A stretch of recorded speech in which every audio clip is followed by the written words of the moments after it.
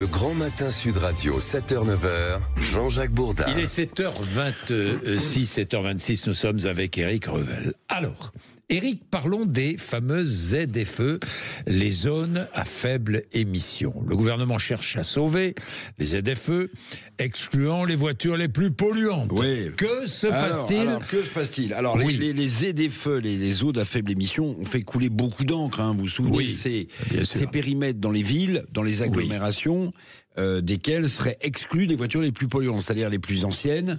Et comme le dit Alexandre Jardin, les gueux, il dit ça avec ironie, ceux qui ne peuvent pas acheter de voitures neuves.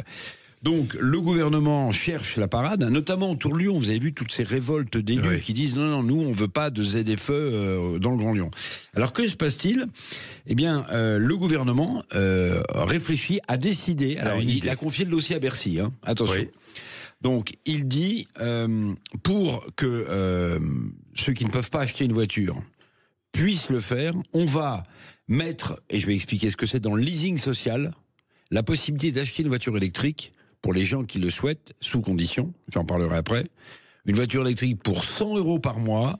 100 € par mois. C'était la fameuse voiture électrique à 100 €. Alors, voilà. elle ressurgit. Alors, elle ressurgit. Bercy demande son avis à une autorité et on aura la réponse définitive le 27 mai, mardi prochain. Mardi prochain, on saura si les gens qui sont exclus des ZFE avec leur voiture polluante pourront, sous condition que je vais rappeler, acheter une voiture électrique. Changer leur voiture polluante, acheter une voiture électrique pour 100 € avec un abondement de l'État, ou 150 € par mois si vous décidez d'acheter une voiture électrique familiale. Mais tout le monde ne pourra pas, évidemment. Ce sont les ménages les plus modestes, j'imagine, qui auront cette possibilité. Vous avez raison. D'abord, il faut savoir que le dispositif a été extrêmement réduit, puisque l'État fait aussi des économies là-dessus.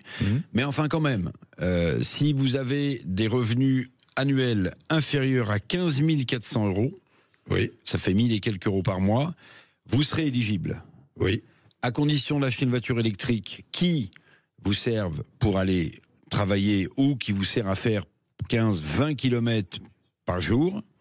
Et l'État abondera de 6 000 €. 6 000 € l'achat de cette voiture pour laquelle vous allez... Ça va devenir intéressant tout ça. Alors, ça va devenir intéressant, sauf que avant que l'État serre le kiki au budget, c'était 13 000 €. Voilà. Mais voilà, donc on aura la réponse mardi prochain. Donc nous, on vous en parlera sur Sud Radio. Est-ce que dans les zones ZFE pour lesquelles vous êtes exclus à cause de la pollution de votre voiture, vous pourrez acheter cette voiture électrique pour 100 ou 150 € par mois?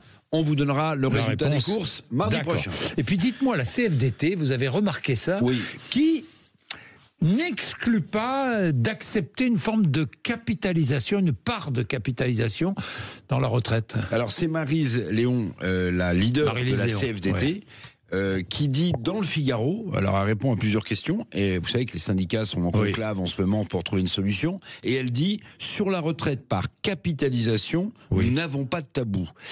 C'est une avancée importante. C'est une avancée importante, parce qu'évidemment, elle ne remet pas en cause le système de répartition. Bien sûr. Les actifs cotisent pour ceux qui sont à la retraite, mais elle dit, il n'y a pas de tabou sur la capitalisation. Vous savez que c'est un vieux débat en France, et qu'un syndicat comme la CFDT, par la voix de sa leader, disent il faut regarder la capitalisation. On va peut-être enfin sortir de l'affrontement classique entre les pro-répartition et les anti-capitalisation. Et ça, c'est intéressant.